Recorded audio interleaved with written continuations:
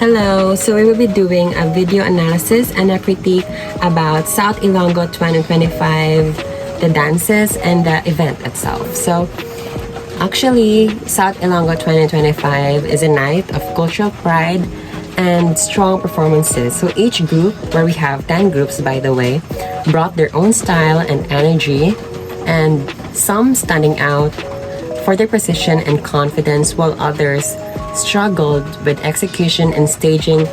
So given that these dances have interpretation, it is really important to follow through that. And I think personally, the challenge here is the creativity, hence we have our staging and execution. So yeah, let's go through with the performances in order.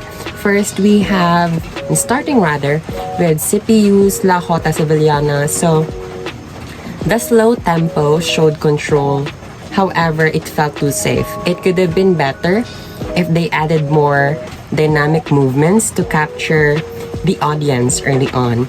Second one is the St. Therese Hugyo Arts and Dance Company, and it had a calm, intimate vibe with its soft lateral steps, though the issue here was a lack of uniformity. It could have been better if the dances moved as one, matching energy and timing. Third one is we have Iloilo City High. It's Iloilo City Dance Troupe's La Jota Sevillana as well.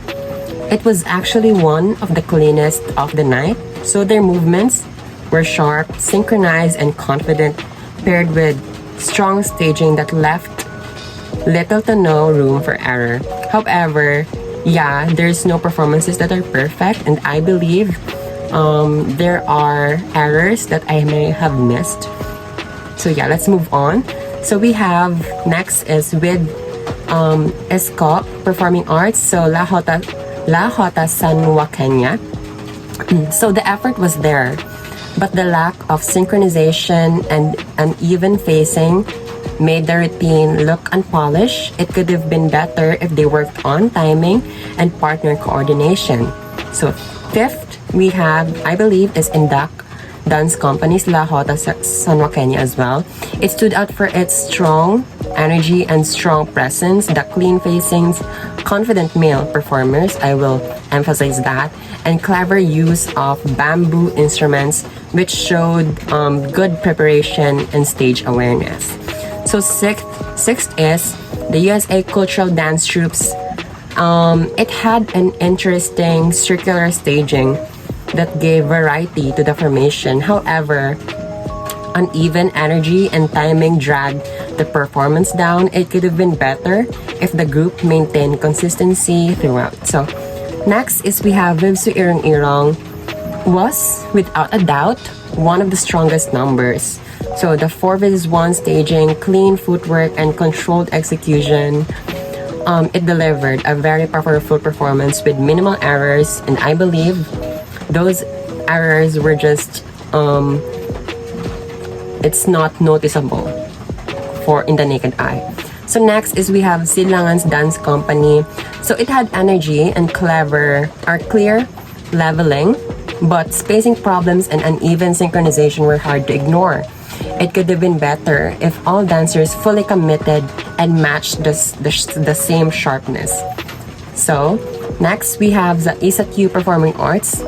It felt short, the swing movements lacked uniformity, the staging was static, and the wide spacing made the performance feel disconnected. It could have been better with more dynamic blocking and clearer coordination. So finally, the group Saot, it gave a clean, respectable performance. It didn't push boundaries, but was neat and cohesive enough to close the lineup well. So that's everything, and my take on the results is it reflected the performances overall. Irong Irong Dance Company taking the championship is actually expected. Their confidence and control were undeniable. Iloilo City High's first runner-up also made sense given their clean synchronization and staging. Hugyo Arts and Dance Company landing as second runner-up as well.